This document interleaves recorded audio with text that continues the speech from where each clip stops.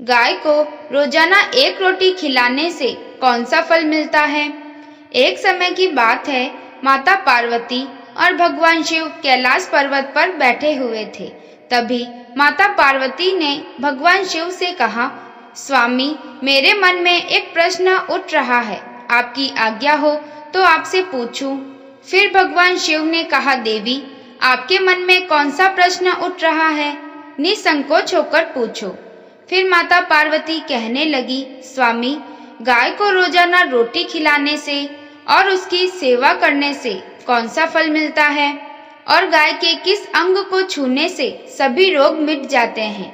फिर भगवान शिव कहने लगे, हे देवी पार्वती, आपने मनुष्य जाति के लिए बहुत ही महत्वपूर्ण प्रश्न किया है।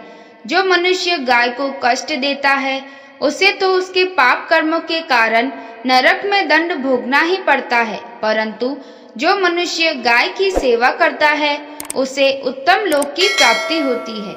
गाय की सेवा करने से इस मृत्यु लोक में और परलोक में मनुष्य को कौन सा फल मिलता है, मैं आपको इस महान कथा के माध्यम से बताता हूँ। हे देवी, आप इस कथा को बड़े ही ध्यान से और पूरी अवश्य सुने। फिर माता पार्वती कहने लगी, हे स्वामी, यह मेरा सौभाग्य है कि आपके मुख से मुझे यह महान कथा सुनने को मिल रही है। मैं इस कथा को बड़े ही ध्यान से और पूरी अवश्य सुनूंगी। फिर भगवान शिव कहने लगे, हे देवी पार्वती, प्राचीन समय की बात है, मध्य देश में एक बहुत ही सुंदर और रमणीय नगरी थी। उस नगरी में श्वेत केतु नाम के राजा राज करते थे। वे सदा धर्म का पालन करने वाले गुणवान, चरित्रवान और धर्मात्मा राजा थे। उन्होंने धर्म पूर्वक अपनी प्रजा का पालन किया और अपनी प्रजा को सदैव ही प्रसन्न रखा। प्रजा सदैव ही उनसे संतुष्ट रहती थी। जम्मू देश की राजकुमारी मीनाक्षी महाराज श्वेत केतु की पत्नी थी।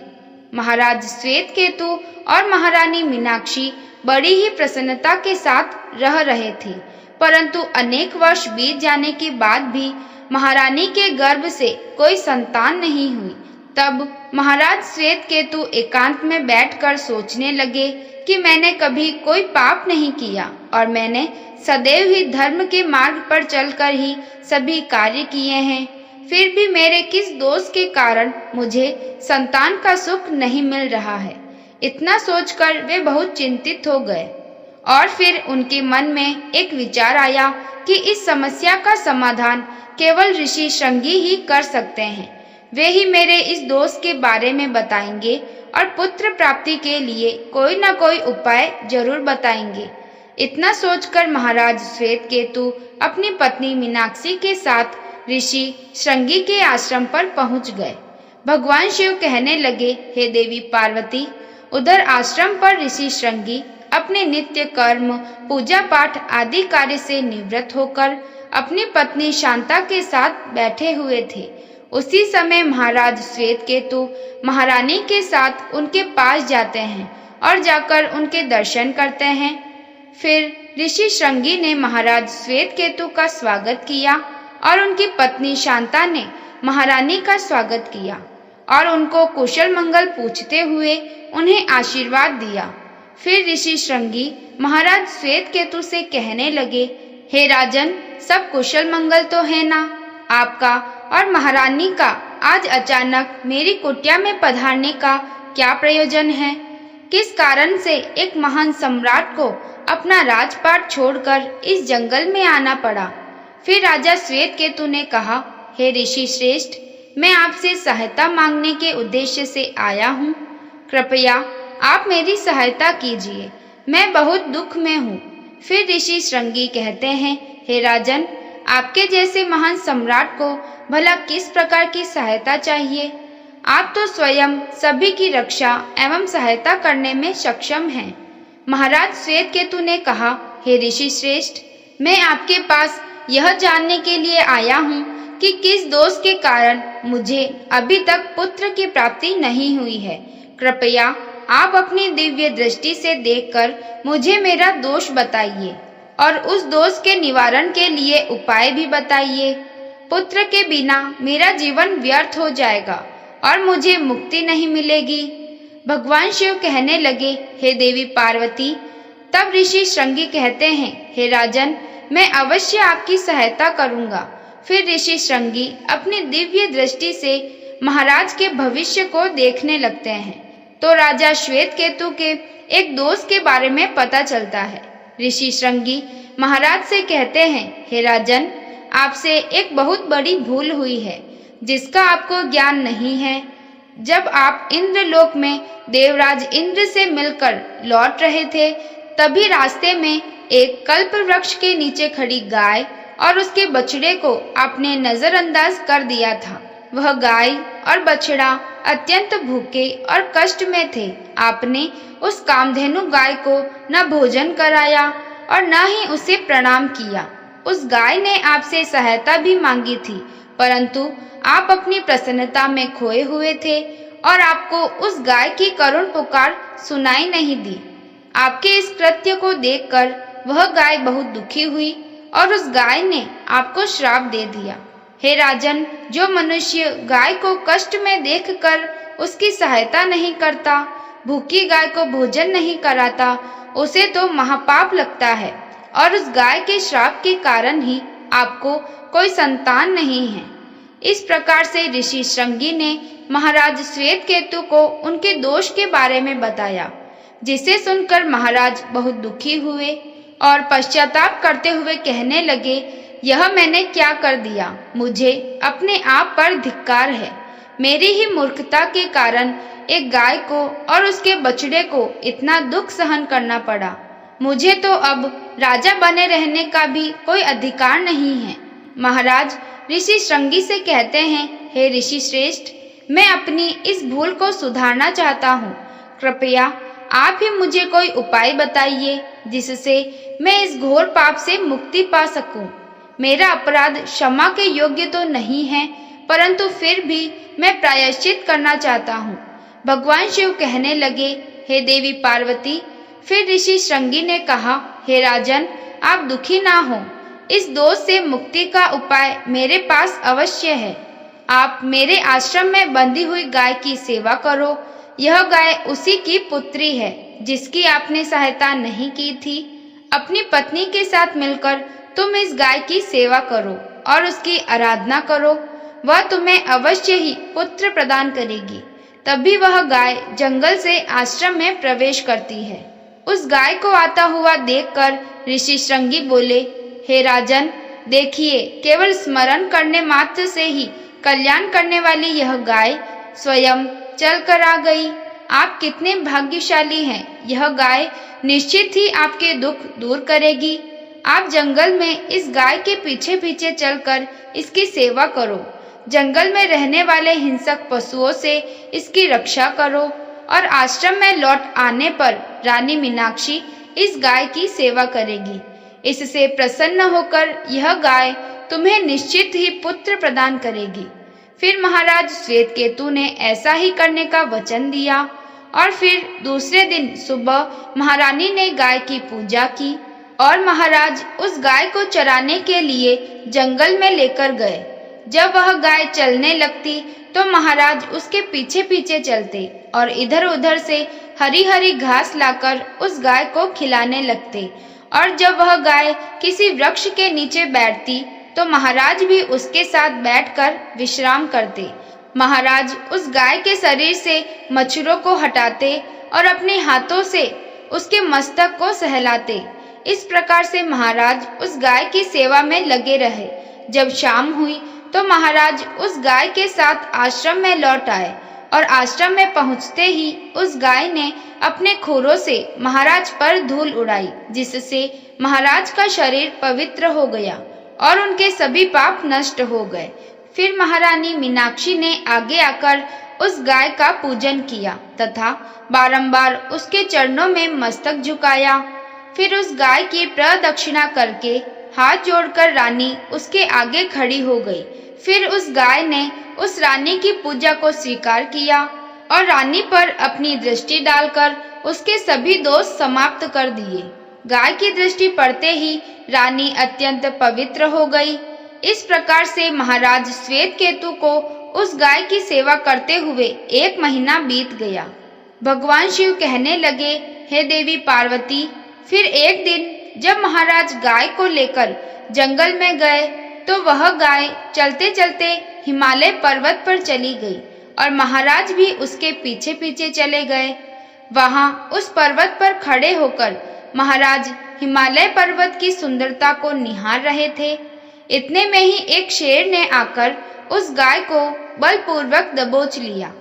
राजा को उस शेर के आने की आहट तक नहीं हुई। उस शेर के चंगुल में फंसी गाय ने करुण स्वर में बड़े ही जोर से चित्कार किया, हे महाराज मेरी रक्षा करो, हे महाराज मेरे प्राणों की रक्षा करो। जैसे ही महाराज ने उस गाय की पुकार सुनी तो उन्होंने देखा कि एक भयंकर शेर ने उस गाय को दबोच लिया और उस गाय की आंखों से आंसुओं की धारा बह रही है, जिसे देखकर महाराज बड़े ही चिंतित हुए और उन्होंने तुरंत ही अपना धनुष बाण निकाला और उस शेर को मारने के लिए धनुष की प्रत्यंचा खींची। और उसी समय उस शेर ने महाराज की तरफ देखा। उस शेर की दृष्टि पड़ते ही महाराज का शरीर स्तब्ध हो गया। उनकी सारी शक्ति क्षीण हो गई, उनका सारा बल नष्ट हो गया। अब उनके अंदर उस बाण को छोड़ने की भी शक्ति न रही। फिर वह शेर महाराज से कहने लगा, हे राजन, मेरे ऊपर प्रहार करना तुम्हारे बस की बात नहीं है, क्योंकि भगवान शिव मेरी ही पीठ पर पैर रखकर नंदी पर बैठते हैं। इसलिए तुम मुझे मारने की चेष्टा ना करो और यहाँ से लौट जाओ। विधाता ने इस गाय को आज मेरा ग्रास नियुक्त किया है, इसलिए तुम इसमें दखल मत दो। मैं जानता हूँ तुम राजा श्वेत केतु हो। इस हिमालय पर्वत पर भगवान शिव की बड़ी माया फैली हुई है, इसलिए तुम तुरंत ही यहाँ से निकल जाओ। फिर महाराज कहने लगे, हे जंगल के राजा, कृपया तुम इस गाय को ना मारो। यह ऋषि श्रृंगी के संपूर्ण मनोरथों को पूर्ण करने वाली गाय है। इसकी हत्या करने पर तुम्हें महापाप लगेगा। गुरुदेव ने मुझे इस गाय की रक्षा और सेवा करने का आदेश दिया है। इस गाय का एक बछड़ा भी है जो आश्रम पर इसकी राह देख रहा है। मैं इस गाय को मरने के लिए छोड़कर नहीं जा सकता। तुम भगवान शिव के सेवक हो, इसलिए तुम्हारे हाथ से इस गाय को छुड़ाना मेरे लिए संभव नहीं है। इसलिए हे जंगल के राजा, मेरी तुमसे विनती है कि तुम इस गाय को जीवन दान दे दो। इस गाय के बदले मैं तुम्हें अपना शरीर समर्पित करता हूँ, जिससे तुम्हारी भूख शांत हो जाएगी और इस गाय की रक्षा भी हो जाएगी और मेरे वचन का पालन भी हो जाएगा। साथ ही रक्षा के लिए प्राण त्यागने से मुझे उत्तम गति की प्राप्ति हो जाएगी। इतना कहकर महाराज उस शेर के सामने हाथ जोड़कर बैठ गए और आंखें बंद कर ली। फिर अचानक उस राजा के कानों में आवाज आई, हे राजन उठो, मैं तुम्हारी सेवा से अत्यंत प्रसन्न हूँ। यह सुनकर महाराज उठ खड़े हुए और उन्होंने अपने सामने उस गाय को देखा और वह शेर कहीं आसपास दिखाई नहीं दे रहा था। तब वह गाय राजा श्वेत केतु से कहने लगी, हे राजन, मैंने ही अपनी माया से शेर का रूप धारण करके तुम्हारी परीक्षा ली है। यमराज भी मुझे पकड़ने का विचार नहीं कर सकते। मेरी रक्षा के लिए तुम अपने प्राण देने के लिए तैयार हो गए, इसलिए मैं तुम पर बहुत प्रसन्न हूँ। अब तुम मुझसे वरदान मांगो, जो भी तुम्हारी मनोकामना हो मैं अवश्य पूर्ण करूंगी। फिर महाराज श्वेत केतु कहते हैं, हे गौ माता, मेरे मन में जो इच्छा है आप वह अवश्य जानती हो। कृपया मुझे पुत्र प्रदान कीजिए, मेरी यही कामना है। भगवान शिव कहने लगे, हे देवी पार्वती। फिर उस गाय ने कहा, हे राजन, तुम पत्ते के द्रोण में मेरा दूध लेकर इसका पान करो। इससे तुम्हें अत्यंत बुद्धिमान और गुणवान पुत्र की प्राप्ति होगी। महाराज श्वेत केतु कहने लगे, हे माता, इस समय पर मैं आपके मधुर वचन सुनकर ही तृप्त हो चुका हूँ। अब आप मेरे साथ आश्रम पर चलिए। मैं आपकी पूजा आराधना करके तथा मेरे अनुष्ठान को पूरा करके आपके अमृत समान दूध का पान करूँगा। उसके बाद महाराज श्वेत केतु उस गाय को लेकर आश्रम चले गए। आश्रम पर पहुंचने पर महारानी मीनाक्षी ने आगे जाकर उस गाय का पूजन किया। तब उस गाय ने कहा, हे महारानी, आप मेरी पीठ को स्पर्श करें, इससे आपको अत्यंत गुणवान, बलवान और विद्वान पुत्र की प्राप्ति होगी। फिर महारानी ने गाय की पीठ को स्पर्श किया। महाराज और महारानी ने उस गाय की विधिवत पूजा आराधना की और उसके अमृत के समान दूध को प्रसाद समझकर ग्रहण किया। उन दोनों की प्रसन्नता को देखकर ऋषि श्रृंगी कहने लगे, हे राजन, अब यह गाय तुम दोनों पर प्रसन्न है। तुम्हारी मनोकामना अवश्य पूर्ण होगी। जो भी मनुष्य गाय की सेवा करता है, उसे भोजन कराता है, उसकी प्रदक्षिणा करता है, उसके सभी मनोरथ सफल होते हैं। जो भी गाय की रक्षा करता है, उसकी कभी दुर्गति नहीं होती है। मृत्यु के बाद वह वैकुंठ लोक में जाता है और भगवान विष्णु के साक्षात दर्शन करने का सौभाग्य उसे प्राप्त होता है। जो श्रद्धा पूर्वक गाय का दूध पीता है, वह सभी रोगों से दूर रहता है। जो गाय की पीठ पर जो कुबड़ होता है, उसे स्पर्श कर लेता है, तो उसके सभी दोष और पाप नष्ट हो जाते हैं। जो गाय का दान करता है, वह वैतरणी नदी को गाय की पूंछ पकड़कर पार कर लेता है। जो स्त्री रोजाना गाय को रोटी खिलाती है, वह सौभाग्यशाली बन जाती है। गाय समस्त पापों का नाश करने वाली और समस्त मनोरथों को पूर्ण करने वाली है। इसलिए हमेशा इसकी रक्षा, पूजन तथा इसे भोजन कराना चाहिए। इतना करने से ही मनुष्य सभी सुखों को प्राप्त कर लेता है और उसकी दरिद्रता समाप्त हो जाती है। फिर भगवान शिव कहते हैं, हे देवी पार्वती, इस प्रकार से महाराज श्वेतकेतु द्वारा गाय की सेवा करने से उन्हें एक अत्यंत बुद्धिमान पुत्र की प्राप्ति हुई। वीडियो पसंद आया हो तो लाइक करें और इस चैनल को सब्सक्राइब करें। धन्यवाद।